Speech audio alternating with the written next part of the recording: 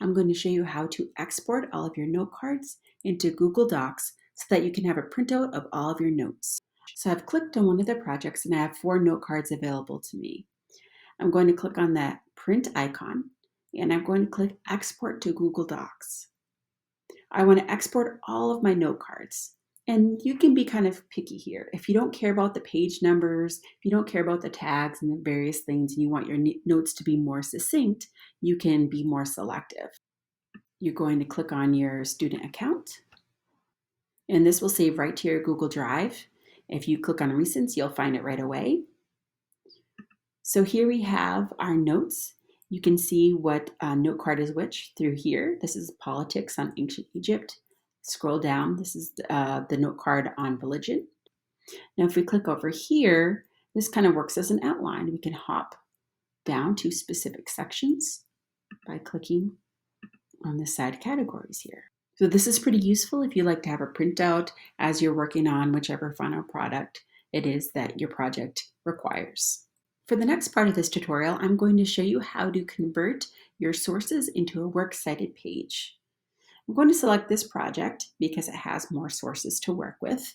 And you can see that I have 4 sources total. All these citations have the correct information in the correct order. However, they are not in formal MLA style. That means they're not double-spaced, they're not in Times New Roman, they're not on one doc that I can submit to my teacher.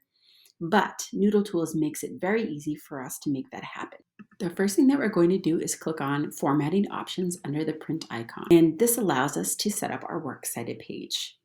You can choose any title that you like, but we are making a Works Cited page here. If you wanted to set your own title, you could do that right here, but we're going to keep Works Cited. Normally in MLA style, if this is going to be a research paper, it's usually your last name with the page number.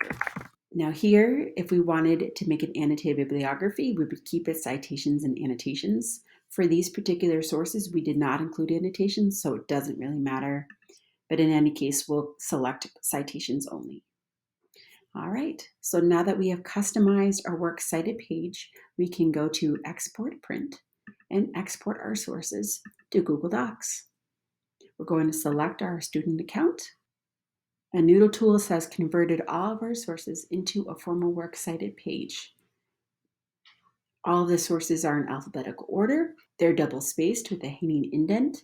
You can see my name and the page number at the top.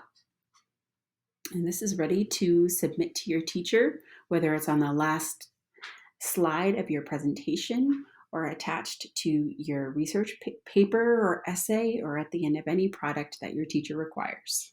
This video concludes our how-to series on Noodletools. Stay tuned for more tutorials that will teach you more tips and tricks about Noodletools in the days to come.